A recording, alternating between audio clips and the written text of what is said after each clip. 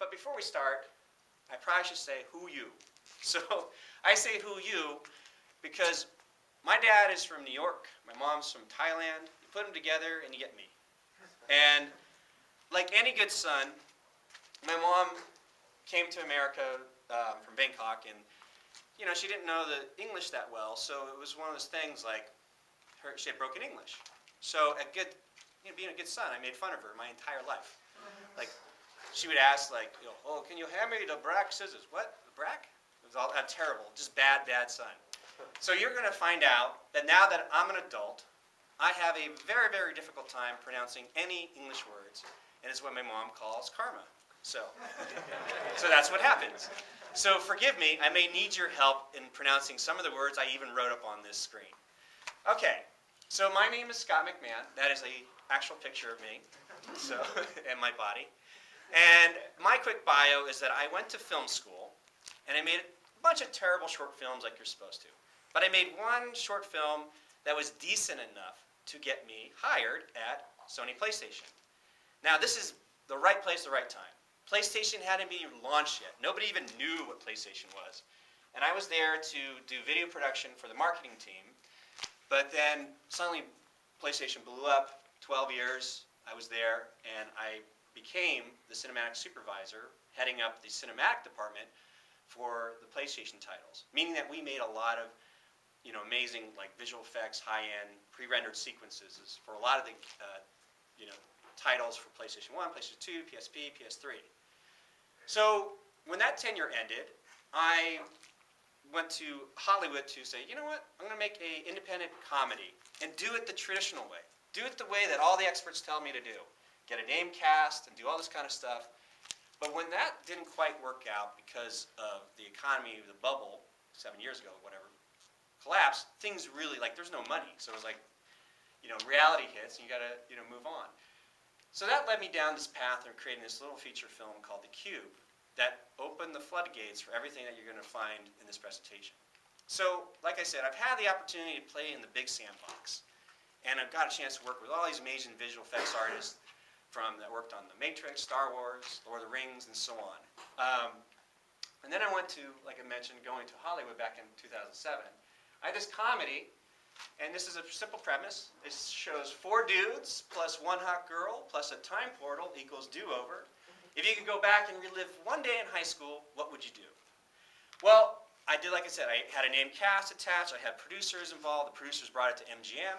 We knew that MGM had a time travel comedy in the works, but it included one guy going back in time to fix 3 days of his life. Well, like I said, 2007, 2008, the economy collapsed. The heat on the project dies out. But then 3 years later, MGM comes out with a film called Hot Tub Time Machine. Somehow, the comedy with one guy turns into 4 guys. But the kicker was the poster, because it shows a Red Bull plus vodka plus a squirrel equals a hot tub time machine. So there is no copyright infringement because the stories aren't the same. And this kind of stuff happens all the time in Hollywood. One thing, but it told me hey, maybe I'm on the right path. Maybe I can create something that's worth something in this industry. But personally, I was like, well, what about the little sandbox? Why do we all have to push towards the big sandbox? What is going on in the little sandbox? And so that revealed the deeper pains of all filmmakers, which is what I discovered after polling after 2 years on my website, surveying filmmakers. The most common pains are, we don't have enough money, can't make my film without the money, can't get the money, I don't have the resources to make my film, and sometimes if you are making your film, you have an absolutely horrible crew. So these are the 3 pains that happen most of the time with filmmakers. So I went complete opposite. We were talking about Seinfeld earlier, so I went George Costanza opposite. To whatever they say, you go opposite. So I made this little feature film for $500 and without a crew. I didn't think it was possible. I mean, other people have done it, but I didn't think I could do it. So it was like, this is crazy. I made a 90-minute film with these parameters. And when I was done, something interesting happened. The world of direct digital distribution came around in terms of you can upload your film right now and sell it to the world. I'm just like, what the hell's going on? So the question is, was it successful? Well, I had a theatrical gross of $725, which is not that bad. But then Vimeo On Demand, I made $500 back. And I guess I made my investment back. And I broke even. So I'm an indie film success. Because I didn't lose my shirt. There is one caveat that I have to say. I had an opportunity to sort of see like realistic numbers of what movies were earning on video on demand, like when you send it directly. And it wasn't much. Most films without a star, without a formal distribution company, they're only earning about $1,000 to $5,000 on these platforms. So the fact that I was able to do this on my own, I'm in the same ballpark as everyone else that had the same parameters.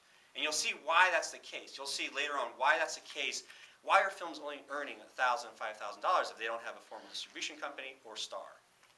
And again, well, why that's a good thing. So this whole experience led to the real pain. Because, you know, how do you make more money? I made a little bit of money. I created a digital product to put it online, but how do you make more money?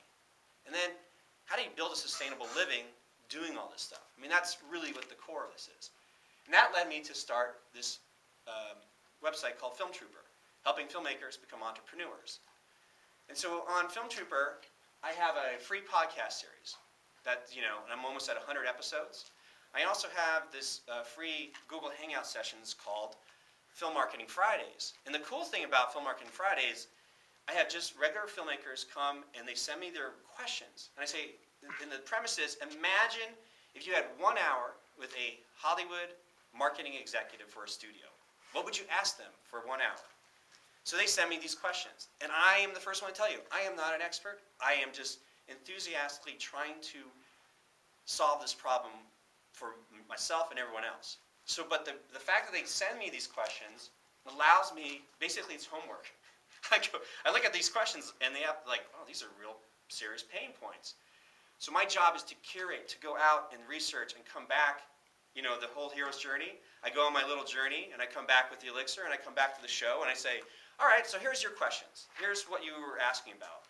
So the experts say this. And so this whole show is built around that, trying to explore this deeper. So that's what we offer for free over at Film Trooper. But we're here for the new adventures in film distribution, and we're ready to take our journey. So, part one is called the known world. So we're going to get to know the world of film distribution right now. And we start in the known world, in our little graph, and we're going to start with Once Upon a Time. It's probably the best way to start any story. So, in this ordinary world, known world, filmmakers only knew one elixir. And the only elixir that they ever knew came from Hollywood. So how does Hollywood work? There are only 6 major studios. There's Disney, Warner Brothers, 20th Century Fox, Universal, Sony, and Paramount. 6 major studios in Hollywood. There's one more. Oh, there is? Lionsgate now. Would they consider a major or sort of mini major? They're now a major because they combined with somebody else. Okay, so we could do that. They at least at CinemaCon, Yeah.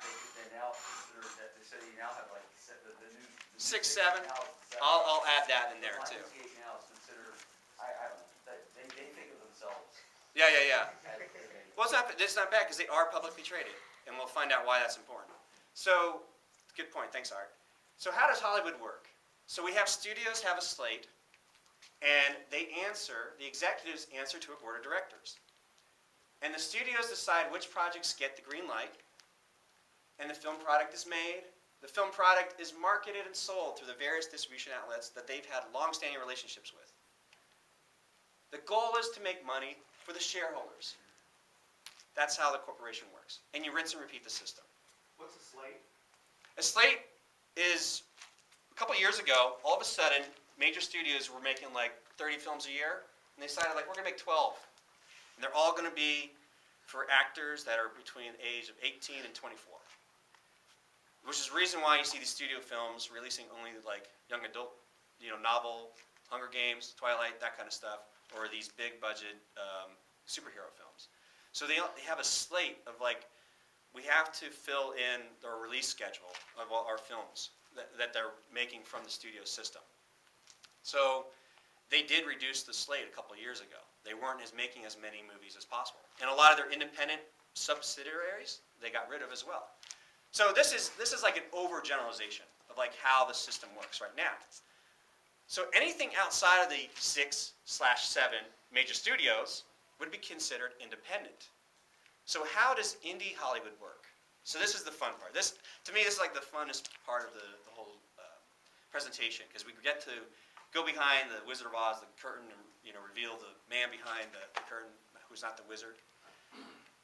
So if you really want to know how people are making money, or producers and distribution companies are making money in the business, this is how they do it. You have a producer, distributor, and all they have is a movie poster. They don't have a script, they don't have a director, they don't have an actor, they have nothing other than a movie poster. They have a long-standing relationship with a foreign film buyer. So, because they have this long-standing relationship, say that this movie poster depicts a big monster destroying a city. And this buyer is in Japan, and they say, we love big monster kaiju films. We will buy that film from you. If you deliver it to us in 8 months, we'll give you $2 million. Okay, we have this long-standing relationship? Sure. Let's sign the agreement. The agreement comes in the form of a promissory note of $2 million. So the producer, distributor, takes this $2 million promissory note to the bank to get a loan for $2 million. So you're thinking, okay, this is how they make movies. Again, this is overgeneralization of it. A lot of times the producer will have to get soft money through tax refunds, private equity, so on. But you're thinking $2 million for this monster film. But this is how producers and distributors make their cash. They will pocket $1.5 million and decide to make the movie for $500,000. So the eager filmmaker, there they are, their fees are all based on the $500,000 budget. So your director's fee, your writer's fee, your cinematographer's fee, your actor's fee, all the union crew that has to fall under the parameters of the budget that the producer and distributor decide it's going to be. So they're like, hey, that's cool. Yeah, the producer, so that it behooves the producer to get the budget as high as possible, because their payout's going to be great. So the film gets made and delivered, and they get the $2 million is paid by the foreign film buyer, and the bank gets paid back. So this system is repeated over and over. There's a reason why you see distributors and producers have like 12, 20 films a year that they're making. You're thinking, how are they making that many films? They're not. They're just making deals. They're not physically making films. Like the producer could be like, I made $2 million on that film, $10 million on that, maybe $1 million on this deal, $5 million there, blah, blah, blah, blah. Is the ratio, say, $2 million and $1.5 million goes in their pocket and the 500 is the budget? I mean, is that a standard? There is no standard. It's one of those things, because some producers will give everything they can to the film. But the ones that seem to survive and hang around a long time are those who say they don't feel anything ethically is wrong with what they're doing, is because without them, the film would never get made, because they were the ones who made the deal. It's the price of doing business with them. And there's other industries are like this. We're talking about earlier, real estate investing.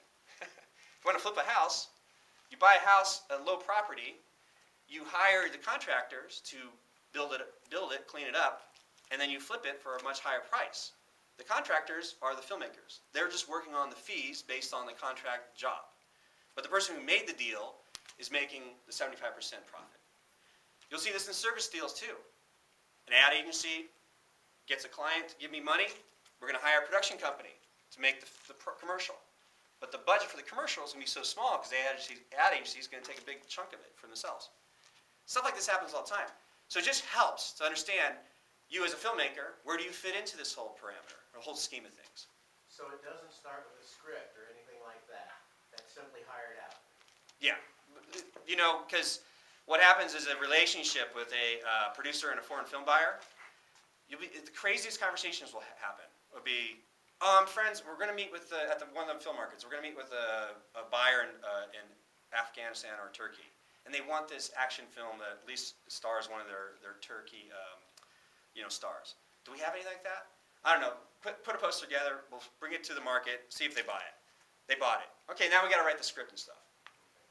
Which is why you're always wondering, like, how come Hollywood and the stuff that you're seeing is such schlock?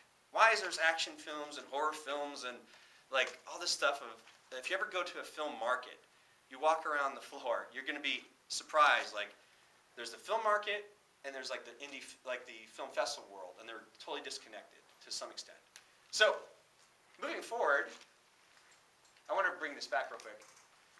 So the interesting thing right now, this is sort of the backbone of the indie financing world that's outside of Hollywood. This whole foreign pre-sale model is because most producers are not going to make a film unless they get a buy-in from a pre-sale order, like any business. Like, Now, is these films going to be dubbed or? They can be, yeah, anything. Because honestly, the funny thing is, a lot of these films, they don't care if it does very well.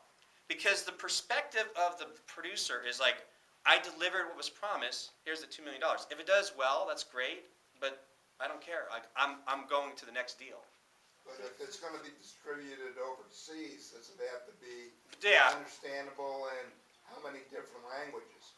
That's true. So based on the parameter, that's what, here's real quick, here's the interesting thing about my journey with the American film comedy, the comedy I was making. So taking it to the market, American comedies don't do well overseas at all, because the jokes and the translation doesn't work with every country. This is the reason why horror films do so well, because they are carnal. It doesn't matter what language they're in. If you're being scared, you're being scared in any country. Action films do well because we understand good guy, bad guy, action.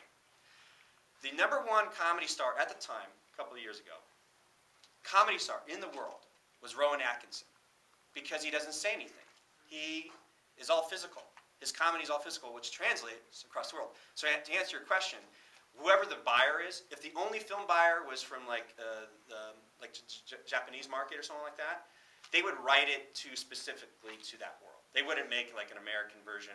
They would make it specific to the buyer's need. But if they had a buyer in Singapore, a buyer in South America, they would just make it general enough and allow all the deliverables to be dubbed, into those countries.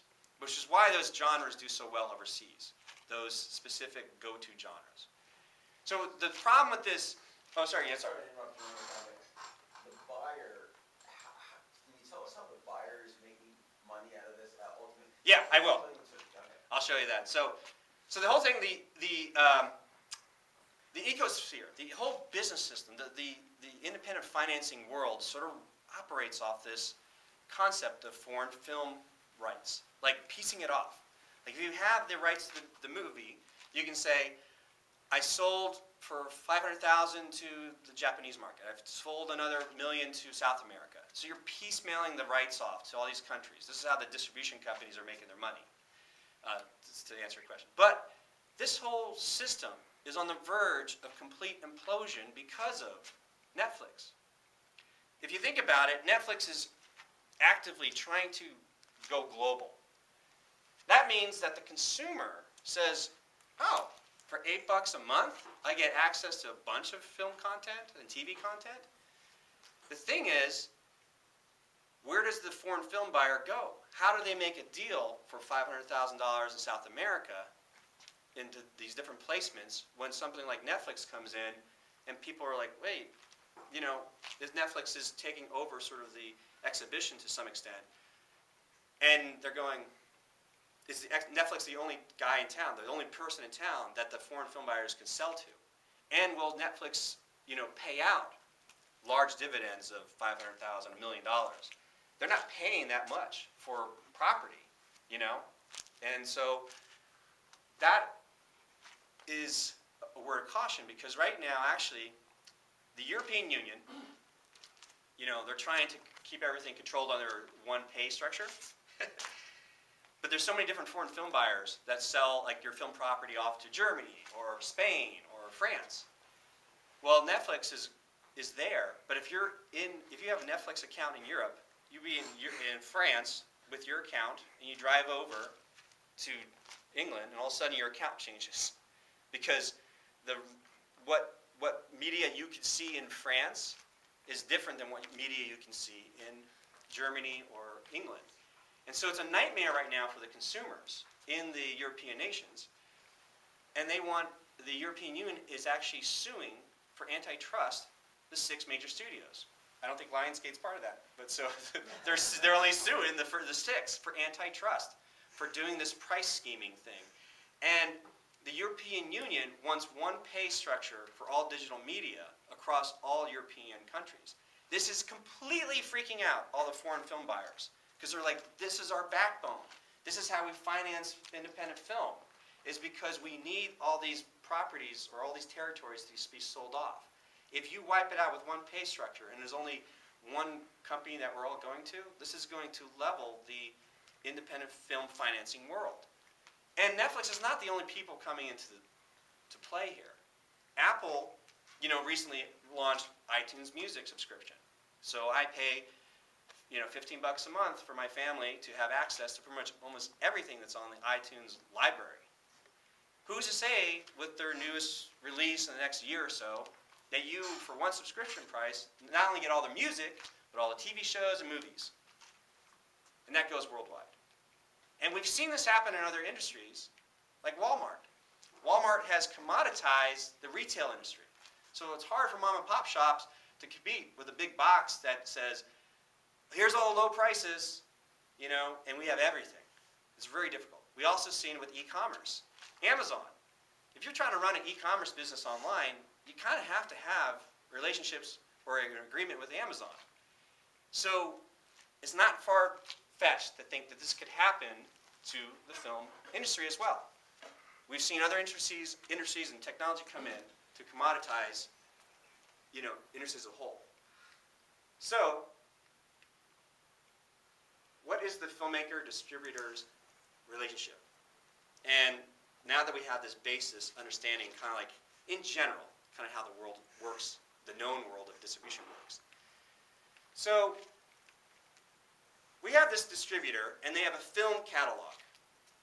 And we have this eager filmmaker who wants to sell their film to the distributor. They're hoping a distributor buys your film. The reason the distributor has a film catalog is because they have like a mutual fund or diversified account. It's like, I have 100 films here. They have to make a determination if the filmmaker's film fits into one of their films, one of the 100 films. So, the distributor may offer the filmmaker something as low as a $5,000 cash advance, or MG, or minimum guarantee.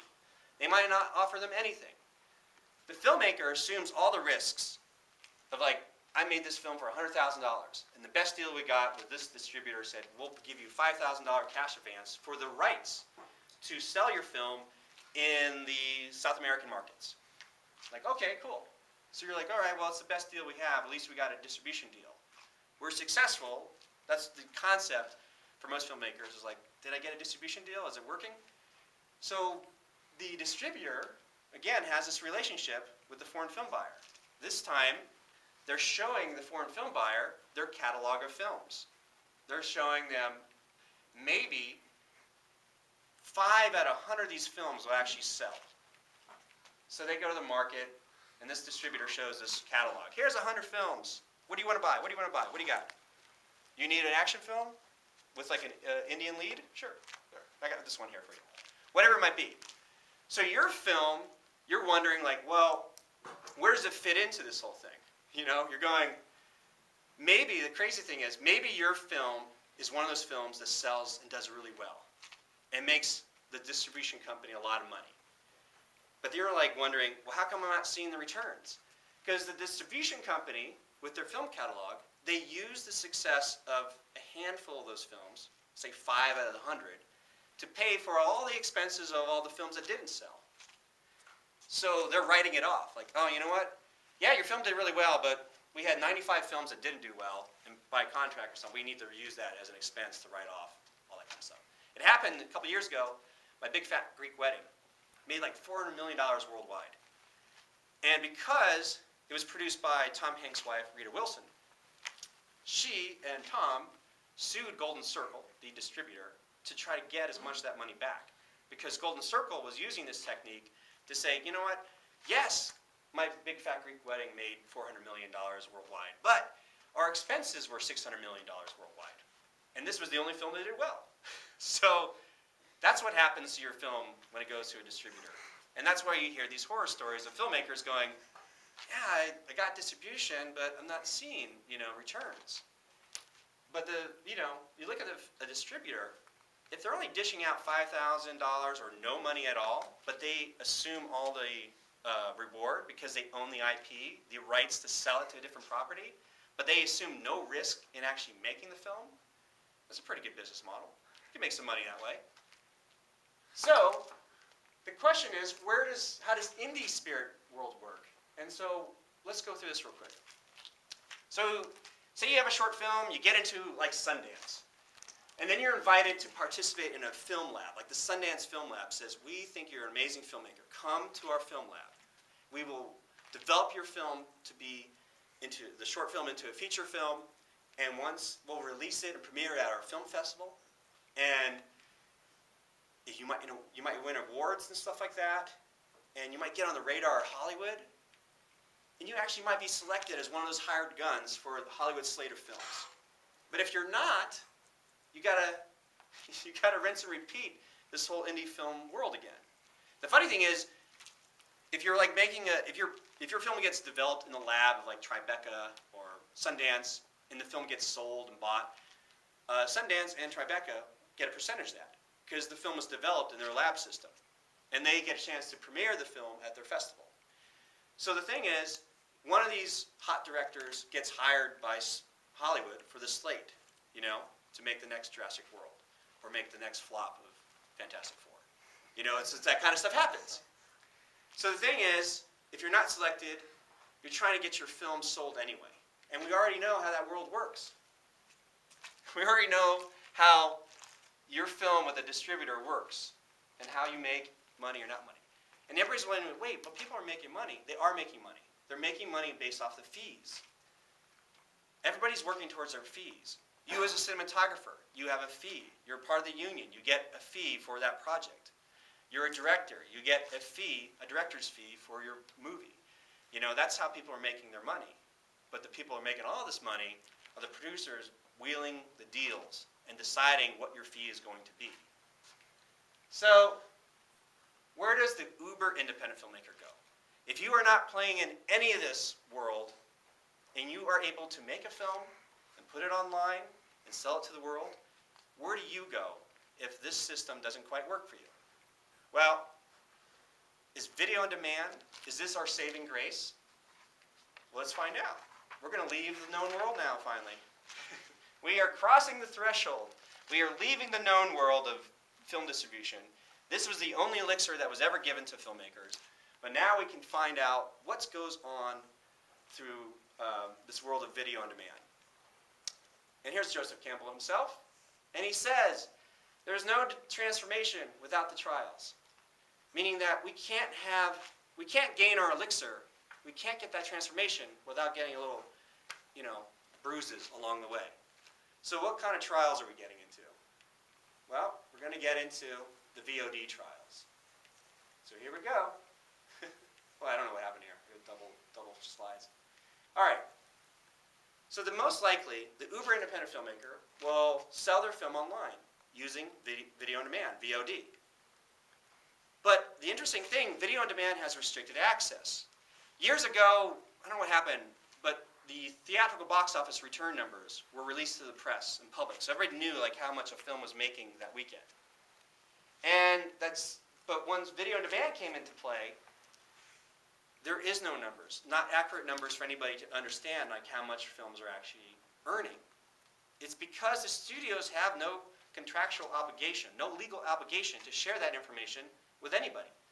They pay a service to see those numbers, and they can decide to share what they want to share or not share. They don't have to share amongst other studios. Like Netflix. Nobody knows Netflix numbers because they don't have any contractual... Oh, you do? You got it. I was going to say, you're like this. I got it. So, iTunes, it's hard to see what these numbers are. They're not made public. So let's understand VOD. here's some definitions. Video on demand is actually broken up in two sections. There's the world of cable video on demand and digital downloads. So under VOD, there's CVOD for cable video on demand, and there's also MOD or TOD for movies on demand or transactional on demand. So if you're in the cable box and you decide to rent a movie right there, that is considered a transaction or movies on demand. There's also FOD for free on demand.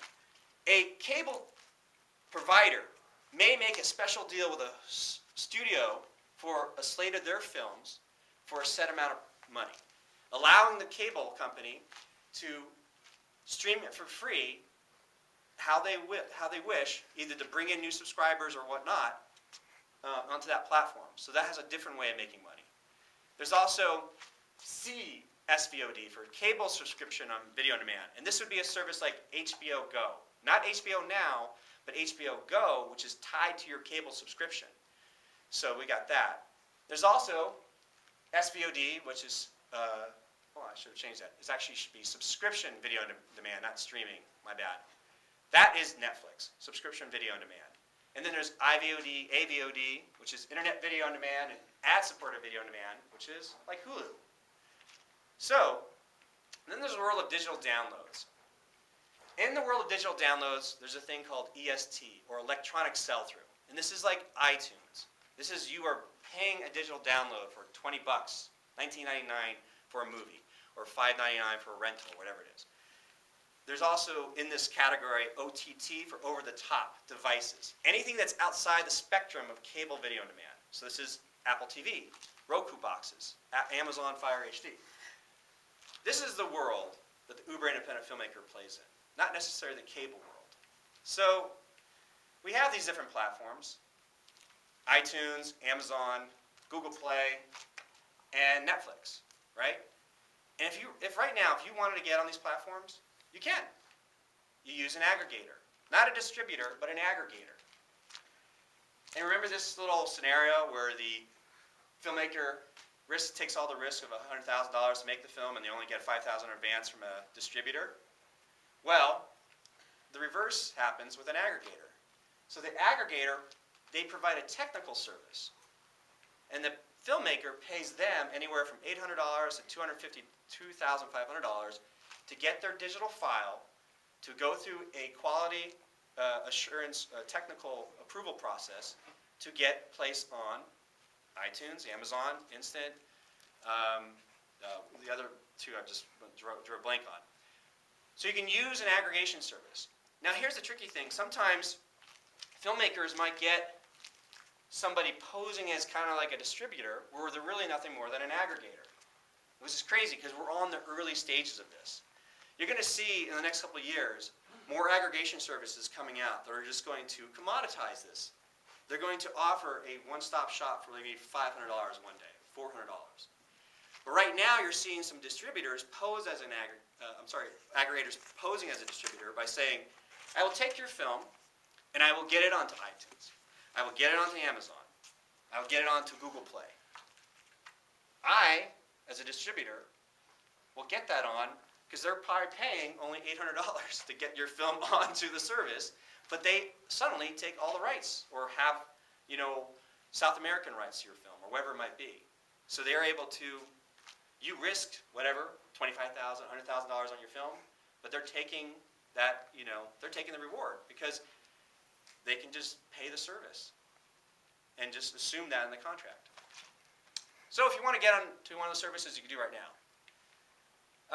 There's direct digital platforms like Vimeo On Demand or VHX or Distrify or even Gumroad. These, you don't need an aggregator. You just upload your file, you decide what price you want, and now it's available to the world. You can stream it for like 99 cents, sell it for $5, whatever you want to do. Question. Yeah. So the filmmaker gives it to the aggregator, and the aggregator gets it on all these different channels. Does the filmmaker get a percentage of money from people that are watching it online that way? Yeah, I don't have it on the slide here, but if you ever want to know, like if your film is on Amazon Instant, you get like 10 cents for every stream. but as long as your movie was played for the first 6 minutes without interruption. So if you want to help independent filmmakers right now, you go to Amazon Instant, let it run for 6 minutes straight, and stop it. They'll get their 10 cents. It doesn't matter if you watch the whole hour and a half or 6 minutes, they'll still get 10 cents. And so for like iTunes takes 30%.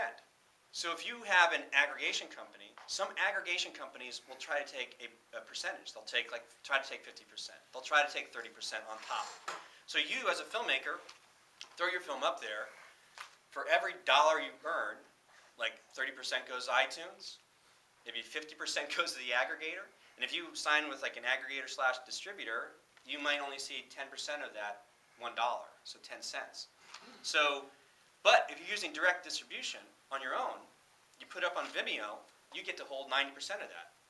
Vimeo takes 10. How good are these aggregators going to be at keeping their content safe? Sony was hacked. Yeah, everything's hacked. So you're right. It seems like the hackers are going after the big play, but anything can happen. So but most of these services utilize like a PayPal service. They utilize a VeriSign checkout. So they're not actually maintaining the credit card information. That's going to approve. Yeah, but someone can come in and steal their whole catalog. Yeah. Oh, the film-wise? Yeah. Yeah. Well, that is why there's an international problem of piracy.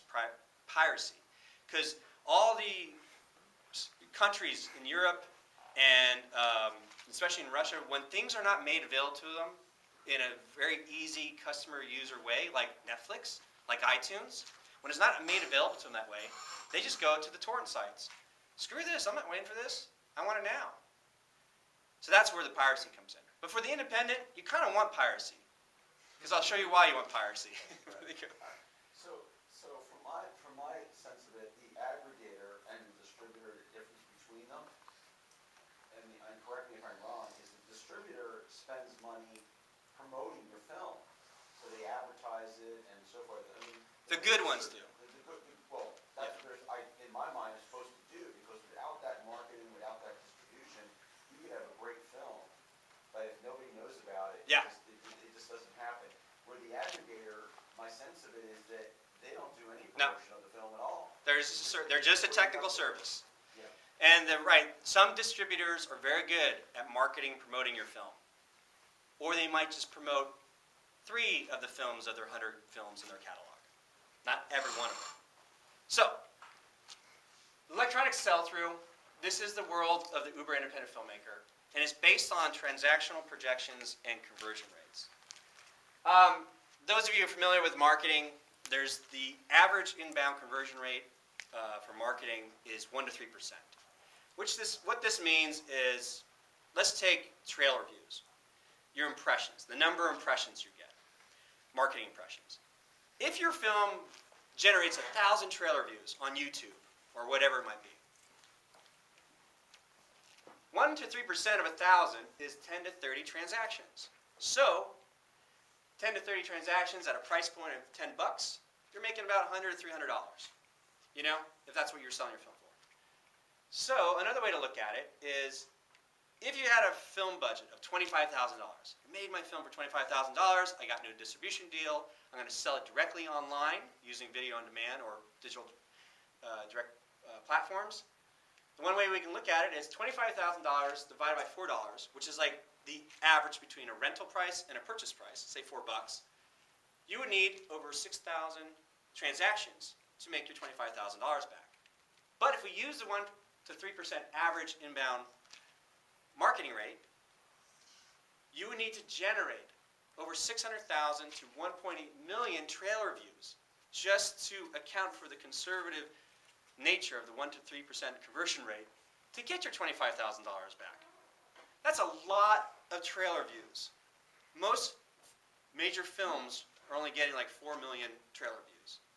So that's when you say you have to watch for at least, 9 minutes?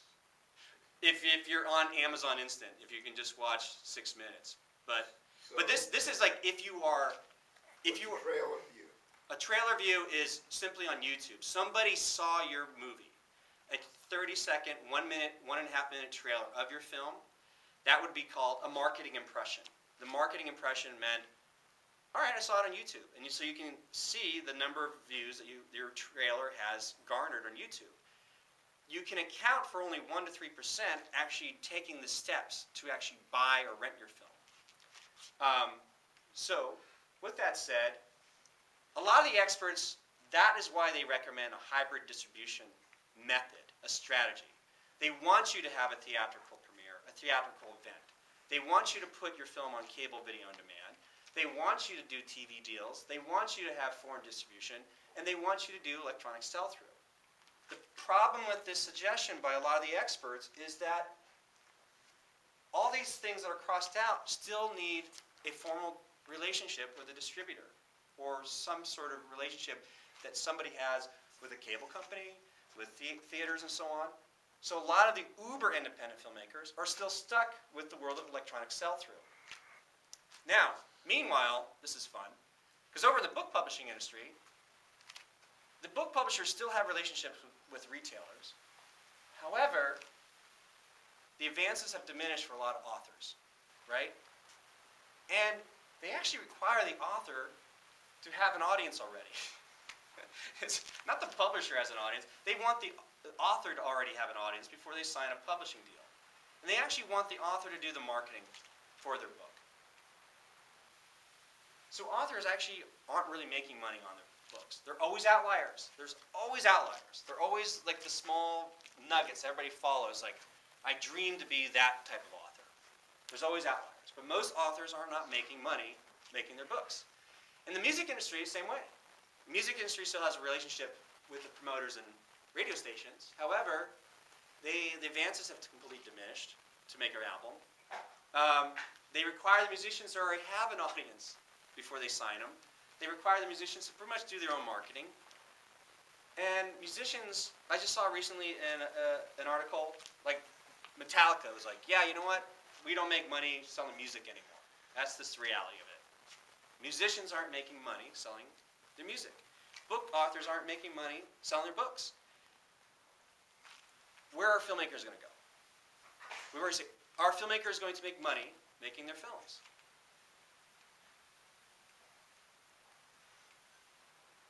This is fun. Because now we can go even further behind the curtain of the wizard.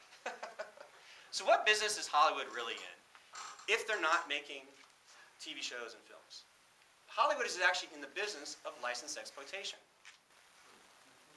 That is the business. Everything is revolved around who controls the license and how many times you can exploit it for monetary gain. And the poster boy for this is George Lucas. And he's the first one to tell you, in a recent article, he goes, all the money's in the action figures.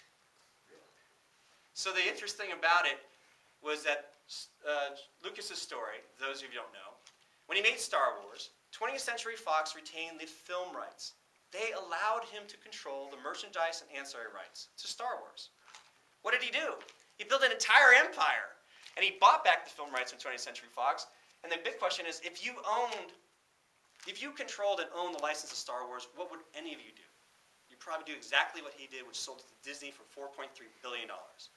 And what did Disney do when they controlled that license? Once they got control of that license, they're like, we are going to make movies, TV shows, we're going to make this new theme park, we are going to exploit this license to the nth degree. Disney also owns, we have the Marvel license. We're going to exploit that license. We're going to exploit the Muppet license. We have our own license. We have Pixar license. You wonder, why are they still making Transformer films? Transformer films are there as an advertisement to sell the toys. So, that's our business. We're not making films. We're in the business of license exploitation. So, if Hollywood is in it, then how does the uber independent filmmaker exploit their own license for the stuff that you create? If you view your film as an advertisement, you might survive. Because you're using your film as an amplifier to sell this exploitation of this license. One way to look at it is volume versus value. If Hollywood plays the volume game, they need a lot of transactions. They need to sell a lot of units to make their money back. The independent, the uber independent, we can't play the volume game. We can't play that same thing. But we can play the value game. And what that means is if we look at this scenario Starbucks coffee. Average price of Starbucks coffee, $4. The difference is if Starbucks has a addictive ingredient, caffeine, brings their customers back over and over, and they sell a lot of coffee. They sell a lot of product, volume. They have a lot of volume. A film product is selling for $4 online. We can't sell that much volume. So, remember this scenario? How many impressions we need? We can't play that game. Where does this leave us in the story? Is all is lost? Is this it? Is this the death moment? Is this the abyss in our hero's journey? The cool thing about the hero's journey, there's always can be a happy ending. So I think we're ready to leave the abyss. We're ready to have this revelation and transformation. We're going to be able to take this elixir back to the known world. And so this is how the uber independent filmmaker can survive and thrive in today's digital world. What if we took this $4 price point and made a $100 price point? So we're not selling on volume, we're selling on value. Our film is going to be worth $100. And that's what part 3 is, the elixir. And this is what we're going to take with us.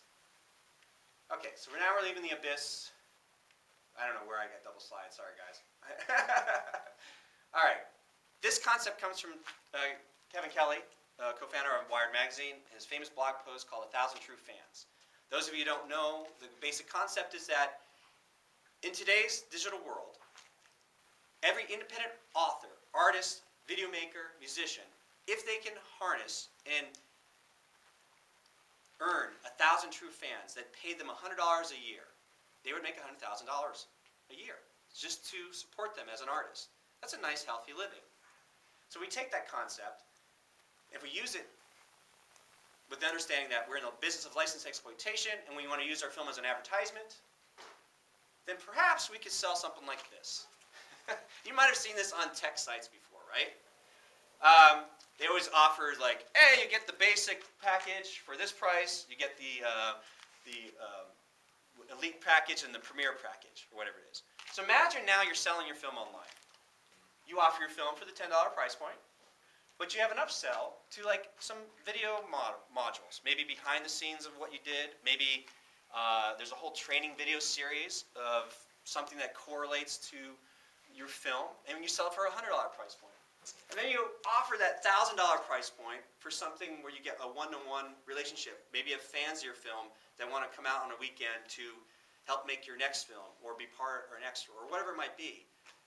Sometimes these prices in the world of retail, they use the high price to basically, as an anchor price, to make the middle price look attractive. That's why you always look on sites like this is the site that everybody's trying to aim you toward the middle price. So now we start thinking like, okay, I just don't have to like make a film and throw it up online. I had to create this ecosphere, this bundle, in order to make my money back. So, I always love this quote. Walt Disney, Uncle Walt, we don't make movies to make money, we make money to make movies. And the funny thing about this, we can talk about cash flow real quick. This is some people might know this guy. So in 1995, Steve Jobs, he bought Pixar from Lucas in 83, 84, when George Lucas was going through a nasty divorce right after Return of the Jedi. So he's selling off property. Steve Jobs basically was let go from Apple, but he had all this cash. So he buys Pixar from George Lucas. And he funds Pixar for 10 years. And Pixar's business model was they were a film production company, meaning that whatever films that they would make, the profits from that film would go to fund the next project. But mostly, they were survived for almost 10 years off the funding from Steve Jobs. But they make Toy Story, the first Toy Story, and it's going to be huge. It's this lifelong mission that Pixar had. Steve Jobs is like, the business model of a film production company is a stupid business model. Because one day you guys are going to make a film that doesn't sell. And we can't have everything collapse because of that. So we're going to take Pixar public. We need cash flow. We need to be able to weather the storm. Apple does it right because they've got product that doesn't always sell. So they got to weather the storm through publicly traded money, cash flow. This is an interesting story because just recently, Relativity Media, filed bankruptcy. Ryan Kavanaugh was famous because he was a hedge fund guy. So he was in the business of borrowing money. He borrowed a lot of money. He borrowed so much money that the creditors came back calling. And so, he had to close up shop. He had to file bankruptcy for Relativity Media. Too bad. If they were publicly traded, they would have some cash flow, that they probably could weather the storm. But he didn't. Not only that, the films that he had under his property, Relativity, were not necessarily the greatest films to exploit the licenses from. So all 6 major, even 7 major, because Lionsgate has a lot of good property that they can exploit the licenses from. This studio, if you look at their library, the only film that's kind of come out of it is Limitless, that has like a TV show now. That's it. That's the only property that they were able to exploit a license from. So they are now in ruins. So if they were in licensed exploitation, they could have survived. All right, so let's move back to the known world, and here's some examples. We have our elixir. Okay, we know what the real world, what the challenges of VOD is, and the big question is, our elixir is, how do we make that $100 film product? How do we start using our film as an exploitation, an amplifier for something more valuable than the $4 price point? Here's the new distribution model. We're in the business of licensed exploitation. Our film is an advertisement. We sell on value and not volume.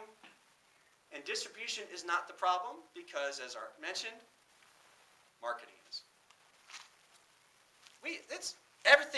Everyone independently could just put something up online. But how do you get through the noise? How do you get anybody to know what you're doing? And then make the sale. Well, if you tie into your elixir why you're doing something, why you made the film in the first place, what the theme of your film is, why are you connected to that theme, that is elixir, could be your marketing message. And that's what you sell. So you serve your audience with this elixir, with this marketing message. And how you serve is, obviously, this is all the stuff you've probably heard before. You identify with your audience, you're going to listen to them, and you're going to ask this question, like, well, how does my elixir serve them? And then you advertise on that value. So I'll explain here in a little bit. So with Film Trooper in my podcast series, almost 100 episodes, I've been exploring this question for so long and trying to codify this process. And I stumbled upon these filmmakers that I was like, you guys are the perfect example of this. So I'm going to show you this case study. These documentary filmmakers went on the film festival circuit. They won some awards, got no distribution deal. They had no email list, no audience, nothing. And they were like, what do we do? Well, they spent the next 2 years through trial and error trying to find their true audience that weren't other filmmakers. Because when you go to the film festival sometimes, there's a lot of filmmakers. So the thing is, they found out, like, wait a minute, we're not making any movement with other filmmakers. But we found an audience that was really into what they were making. So they doubled down on this audience. And you talk about exploitation of the license. They didn't sell their film for like a $20 DVD rental or anything like that, or price or sell. They offered a licensing package. Now they were saying to this specific audience, you can license our film property or bundle for $150 a year or $250 a year. Suddenly, they marked up the price of their licensing. They grossed $1.3 million in 2 years. They were such a small team, they kept over 50% of that. So now this is what they're making a living off. And the film is called Age of Champions, Winning Never Gets Old. It's about a group of senior citizens competing in the Senior Olympics.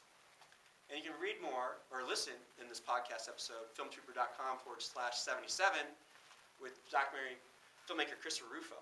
The interesting thing, this weekend, I just found out because Christopher tweeted me. He said, hey, I'm putting on the workshop. They're doing a workshop right now in Seattle with the Seattle International Film Festival workshop about this process. So to give you a little bit of idea what the process was, they found out their real audience was women in their 40s that worked at hospice centers. They would use the movie to show to the senior citizens what was aspirational, what was possible. And so this group of filmmakers went to these conventions where they sold like hearing aids, prosthetics, and they were the only people that had a booth with these DVDs, and they sold it as a licensing package to these organizations at $150 a price point to $250 price point. And one convention, they left with $85,000 in licensing sales. The AARP got hold of what they were doing and became an underwriter, and they made $200,000, $250,000 from that. Over the course of 2 years, they found that their audience, universities, high schools, health organizations, used this as an example to sell, because they sold it as a licensing bundle. One of my former jobs, I worked at an education company where we sold internet safety material. And we licensed it at like high price point, thousands of dollars to schools nationwide. So the concept of exploiting the license, well, you just create your own license. You own it, you created it, you can do your own licensing. And it doesn't have to be other filmmakers. It doesn't have to be other film lovers. Oh, yes? So you said licensing, you mean every time you play this film, so for example, the university would play this film, they would get $150? Yeah, so there would be a license to like an organization that says for 1 year you have a license to show it as many times as you want to the people of the university, the students, or the senior citizens. And then once that year's up, they would come back and say, okay, now if you want to renew the license, that'll be another $150. So is that how Netflix actually is based on Netflix? the streaming? They would actually buy a license from the film? Well, they're not even dealing with Netflix. The whole point is like they just have a product they realize doesn't fit in the normal scheme of putting on Netflix or iTunes. And how do you enforce it? How do you make sure that They don't pirate it. they're not showing it without paying you? So they show it for 1 year Yeah, and say, thank you very much. we had And then that. they continue showing Yeah. it without paying you. We had that problem a little bit. It actually happens a lot less than you think. We had a little bit of that problem with the internet safety organization I was with, but it happens very little. And and if it is, you just have good lawyers, cease and desist, and just that kind of stuff. So, but the concept is there. It's like we have the power to create something and exploit the license and actually sell a license. So, once we know why we're doing something, like why we're making the film in the first place, why we're attached to this theme, and that theme is our marketing message, then we can start working on the how. Like, how are we going to sell this? And so my presentation is a framework of this new way of approaching it that is not necessarily being taught a lot, because a lot of the people that are teaching still have one foot in traditional systems, which is why they're always telling you, like, you need a star. You need somebody famous in your movie. The only reason they say that is because the film market world, that's the only litmus test they have to have some validation of trust, whether or not your product has any sales appeal to the world that they work in. If you work in this world as an uber independent filmmaker, you don't need stars because you're connecting directly to an audience and you're providing them value that meets something to their needs. Were any of these people stars? They're not stars. It served a need. It was valuable to a very specific group of people. The filmmakers are smart enough to figure out how to monetize from it. Okay, so, real quick recap.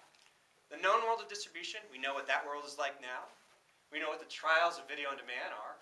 And we know that we're most likely going to be playing electronic sell-through. And we're going to play the value game and not the volume game.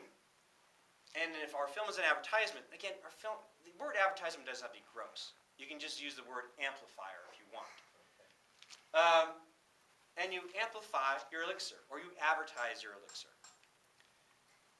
So here's the fun part, if we have time. How are we doing on time? We're good, we got 15. Okay. 11:45. What's that? 11:45. Okay, here we go. How do we get started? This is the fun part. Here's the hack to get you guys started. Well, you're going to hack it. You're going to hack this process. And here's one surefire hack at building your audience quickly. And you can make money without even selling a single product, and this is how you do it. Strategy overview, we already went through this. Our film is an advertisement or an amplifier. Why? Because we are in the business of license exploitation, and our film is used to advertise something of like $100 price point. That's what, at least we could start with that framework. Let's say I'm going to try to get 500 transactions. Let's try to get that. If we make 500 transactions times $100, that's $50,000. That should be more than enough to make your next advertisement. I'm sorry, your film. So, how do we get started when you don't have an audience? But we have to remember something. We can't hope for it. We can't do hope marketing. So 1 to 3% average invite market rate. That means we need between 17,000 and 50,000 impressions. Impressions, just to try to get 500 transactions. And how do we do this without an audience? Fan films. You make a fan film. I'll show you something. Star Wars, people are making Star Wars fan films up the wazoo. Look at these numbers. 6 million, 500,000, 400,000, 188,000, 3 million, so on. And Star Wars actually has a contest every year for the best fan film. So they actually sanction it. So you're like, oh my gosh, those impressions. So if you don't want to do Star Wars, do Marvel. Here's 3 million, 258,000, 16,000, 45,000. I mean, pick up Marvel. If you want to do video games, do video games. There's Half-Life, Portal. Look at these views. 16 million, 500,000, 2.8 million, 100,000, so on. So you're making a fan film. And you serve an audience. Does that fall under fair use? Yeah, because you're not making any profit off it. The thing is, the difference is you got to have a stronger call to action. So if you've ever seen on YouTube, what's the call to action? Video ends, somebody goes, hey, please subscribe. If you like this, see the behind the scenes video or see more videos we're doing, but please subscribe. I say you add one more call to action. So I make a Star Wars fan film. I have a call to action that says, please subscribe to my channel if you want to see the behind the scenes, or go to freestarwarsgearguide.com where you can get this free guide of all the latest Star Wars toys and gear of this season. So somebody in your video, there's all these links, and it's a real simple URL that they remember, Free Star Wars Gear Guide. They go there. Remember, 1 to 3% may actually go there. So they go there and they sign up, and there's only one thing they can do. They have to enter their email address. They enter their email address to get what? A PDF. It's a PDF with a collection of links, links to products that are sold on Amazon, and it's an affiliate sales program. So all of a sudden, anybody with an Amazon account can sign up for a free Amazon affiliates program, meaning that if anybody uses your link to buy a product on Amazon, you get 4 to 8% commission. So I didn't make any product. I didn't do anything. I made a fan film that's free. That's my advertisement. It generated the impressions of 50,000. Maybe 1 to 3% actually went to my call to actions to get the free gear guide. Maybe more. They get this free PDF, and on this PDF is a bunch of links and just how I create the story of selling all these items that you can buy directly on Amazon. And you actually may make a little bit of money. And you haven't really done anything other than just facilitate the process for a very select audience. That's one way to get started. Oh, yes? For the fan film, what's the infringement on copyright? That's what was asked. So the thing is, with Star Wars, they celebrate it. They actually have contests for fan films. As long as you're not making money and you're giving credit to the creators. If you look online, just type in fan films, you'll see what fan films are friendly to make and what aren't. And I think to back up, for instance, just a couple months ago, a director made a fan film for the Mighty Power Rangers. And Sabin Entertainment, or I think that was the company, basically sued to, basically just cease and desist. Take this fan film down. This fan film generated so much buzz because it was like, wait a minute, Sabin doesn't want anybody to see this? So the filmmaker just made it as a fan film thinking it'd be okay. But Sabin Entertainment wasn't okay with it.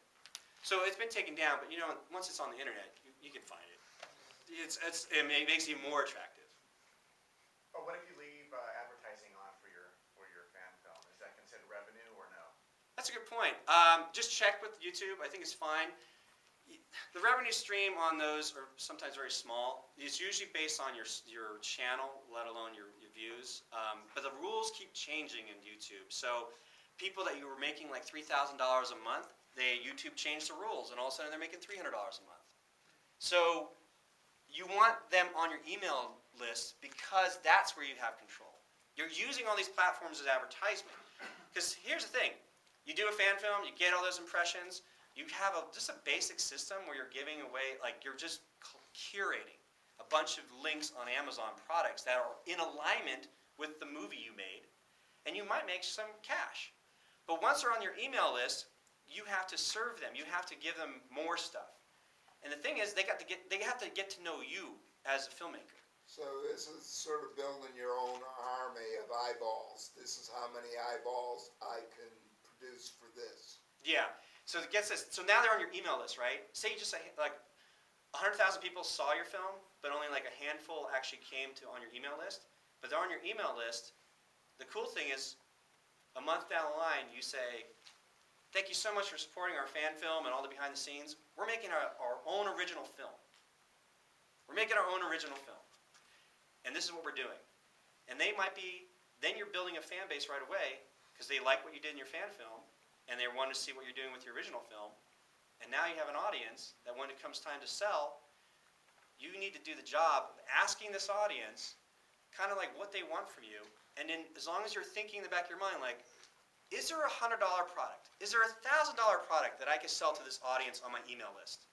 And how does my film fit into the amplification of this product for $100 or so on?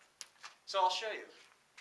A quick recap is we do need an audience. We need to add value to an existing audience.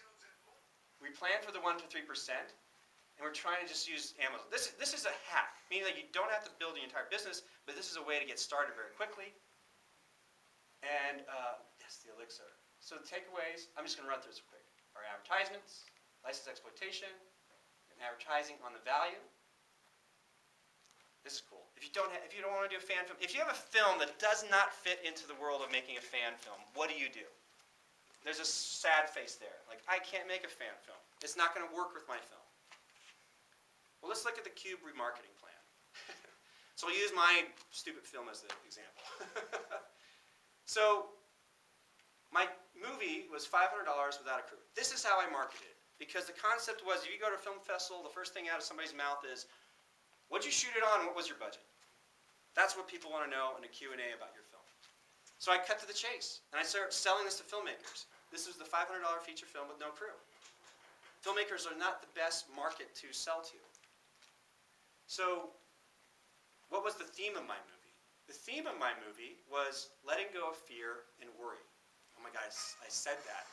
I have a really tough time saying letting go of fear and worry. With my mom, would just make fun of me because I couldn't say it. So there it goes. Letting go of fear and worry. That's the theme of my movie. That's the marketing message. So you go into Google AdWords keyword planner. If you wanted to just do a search for letting go of fear, over 224,000 searches come up related to that keyword phrase. Under here you have depression, overcoming fear, anxiety, conquer fear, fear of flying.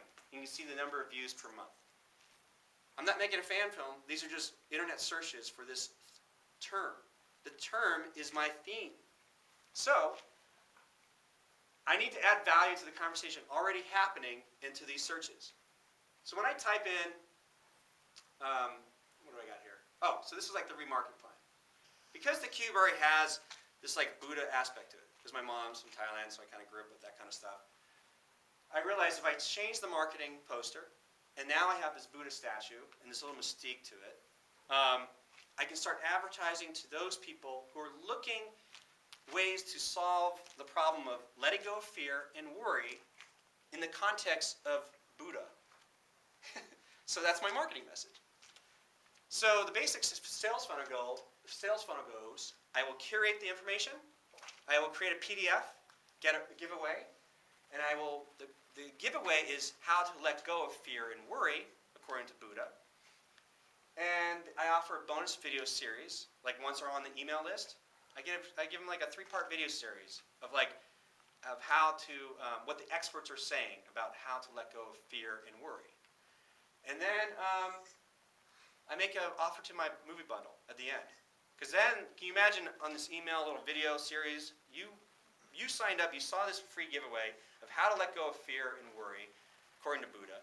Get this simple PDF guide, and there's a video that comes into the email series that I present more information, but at the end of it I say, my story about letting go of fear and worry, God, I cannot say that, Mom.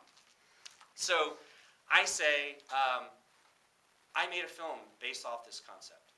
It's like, oh, you made a film based off this concept, based off this theme. I would like to share it with you. It's available right now for a $10 bundle or the $100 bundle. So now, I'm not selling it to filmmakers. I'm selling to people that are connected to the theme of my movie, the marketing message. Yeah. Just a few weeks ago, the War Room, I think it was. Yeah.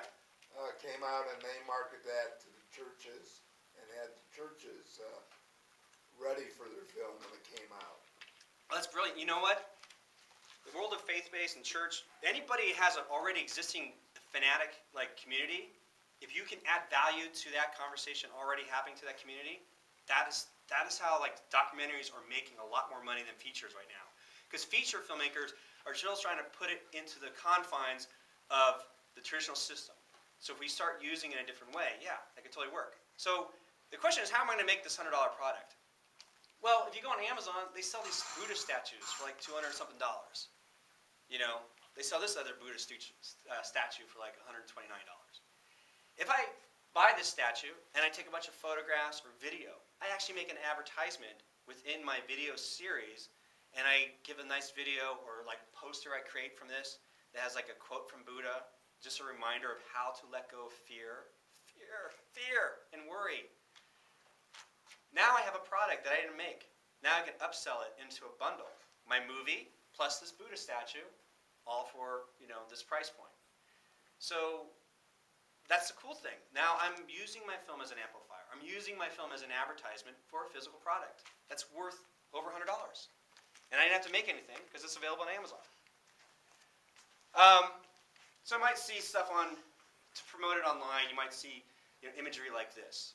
Something like this to get the theme and concept going. So that, sort of like this new way that I can take my IP that I own. I did 1 year selling it to filmmakers. Okay, maybe double my money. But now I still own it. I can still remarket it. I can rebrand it. I'm going to sell it to a whole other different group of people.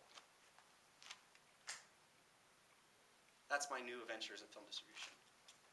It's a lot.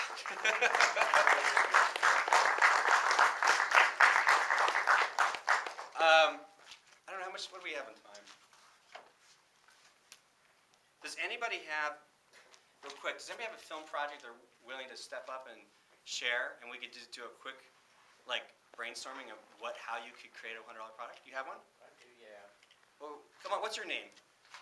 Paul Barbaro, Hey, Paul. let me get my camera down there where you're standing. Oh, yeah. Come on. Okay, because I got mostly the, your slides. Hopefully you put the slides online too. Thank you so much for reminding me. Paul, all you have to do, you can get everything that I just showed you if you just go to filmtrooper.com. That's all you have to do. Believe me, when you go there, you understand why. Because there's only one thing when you get there to do, is to opt in for the video series, and you get all this stuff plus a bunch of other free gifts. Filmtrooper.com. That's it. Okay.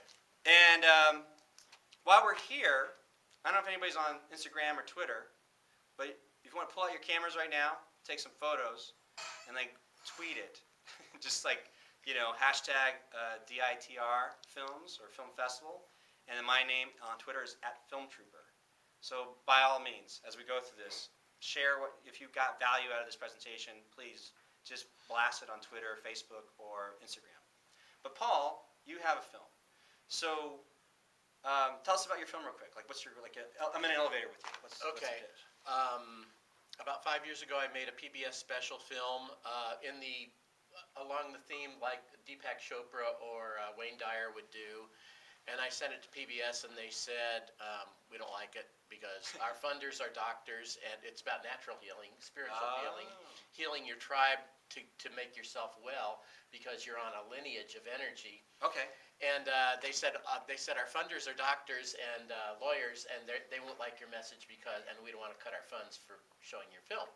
So I've had in the can for about 5 years this professionally produced PBS special type film of this energy healing method where you heal generations of your past ancestors so that you can stay well now. Interesting. This is so radical that I tell people in 100 years this will be standard medicine, but it'll take a while to get into the money-making enterprise where keeping you sick is how you make money and not getting you well.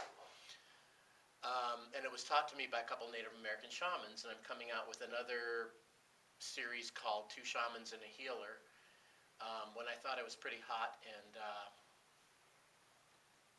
they straightened me out. Interesting. They said, this is how we did it 100 years ago. So I've got this film, and it's all ready to go, and I haven't made a dime on it. Okay. So from my outside perspective, like, okay, so there's a theme to it. This theme of this alternative healing, but it has to deal with, and there is a group of people. So using like the keyword search, like you would start typing your theme or like-minded groups. Yeah. And what it is like, for me, when I typed in letting go of fear and worry, in Google, the first 3 searches was a website called tinybuddha.com Okay. that deals with like self-help and so on. So my job is to get in front of that audience by either creating guest blogs, guest material, and then as long as it's interesting enough to have that call to action, then bring them back to my email list where I give away that free PDF that tells them a little bit more about how to let go of fear and worry. For you, you can do something, if you don't want to do a fan film, you might be interested also, when I was on YouTube and I typed in letting go of fear and worry, these videos popped up from the Western Australian Buddhist Society where these Buddhists were giving these hour-and-a-half long talks, and they had like 500,000 views. Like all this stuff from this Buddhist world, like they're not fan films. So that told me there's an audience for it. So I don't even necessarily have to make a fan film, but I can do a collection of those videos. I can do an edit where it's like you can say the top 10 alternative methods for medicine or healing, and you start putting that on Facebook or something directly to Facebook. You know, on Facebook you're scrolling through and you see a video. As long as like something pops up that says top 10 healing methods, so somebody in the right group will start sharing it and resharing it, because all you're doing is you're curating information that already exists that you're tapping into. As long as you have a this is it. You have to have a clear call to action that makes it simple for somebody to get some free giveaway you're offering in exchange for the email address. Okay. So now they're your email address, and your job is to have a continual conversation with them. At that point, you can imagine if you build enough following on your email list, you can say, I have this film that talks more about this. It hasn't been released. I would like to share a little bit about what I have. You're priming the right audience to eventually making a decision like, as long as you're keeping in mind, like, how can I get to the $100 price point? But it's not, the $100 price point is for your audience to be like, yeah, no brainer, I'm going to spend $100. I was talking to this guy, Mark, 2 Marks, and, I'm like Robert. So the thing, yesterday, I said, you know what, $100, how quickly I spent $100? I was at the Rose City Portland Comic Convention, and I'm walking around, and my daughter's like, $100, Dad, you get to meet Princess Leia. Take a picture with her. Carrie Fisher. $100. Hey, no problem. $100. I go take a picture of Princess Leia. Like that. I didn't even think about it. All of us have to get that point where the $100 offering is like no brainer. Not only that, because I love everything you're doing. I love the film you made. I love this message that you have. There is a rabid fan base for what your film is about. You just need to get not in front of PBS, because that's not where they're going to be. That's not my channel. You have an opportunity to get them on your email list and then have that direct one-on-one relationship that, as long as you figure out what that $100 product could be, and without thinking of it, they're going to be like, sure, $100. So you make 500 transactions, you make $50,000. That'd be good. Then I can make some more films. So there you go. Oh, yes. The whole idea is to make more films. Have you thought about putting your film on Kickstarter? I hadn't really thought about Kickstarter, but that's a good idea since this establishment has made some money on Kickstarter also. In fact, I could actually send them the film on a DVD. It's about an hour and a half, and it's really, really, I mean, this will be a standard for training doctors in 25 years. It's that far ahead of the pack. So, there you go. See, there is all the things, crowdfunding, you can look at it as an option to do that. In business, they call it like pre-sales. We were just talking about this earlier. You can literally put up a landing page that says, I'm going to make this $100 product training program of how to train doctors. I'm selling it for $100, but for the first time only, I only be selling for $50 because it's a pre-order. I'm only going to make the product if I get $5,000 return. That tells me there's enough customers out there that want this. If I make $5,000, I will make the product, and you will get it for half the price. And so once the product is finished, you can raise the price to $100, and you already know you have a market. Kickstarter or Indiegogo or Seed and Spark, I would look at as another crowdfunding opportunity. Anything that has stage financing in place, that is a method using Kickstarter is sort of it's another way of getting pre-orders or pre-sales. But if you can do it without them too, because you can do it directly into your email list. You can say, if you have an email list that's enjoying the stuff that you're talking about, and then you make that offer, I would like to create this program. Utilizing my film as one part of it for $100, is anybody interested? I will build it only if we reach this mark. So there's ways to do that business-wise. But I want to thank Paul, right, for sharing with us his film. With that said, you get to have a copy. Oh, boy, I don't have to go to the library to get it. There you go. Thank you. Thanks, Paul, for showing. And hey, thank you all for hanging out with me on a Saturday morning. I hope it was a transformative adventure. That's all I was hoping for. We learned something. Hey, Thank you very much. thank you for so being much. here. Thanks. Thank you.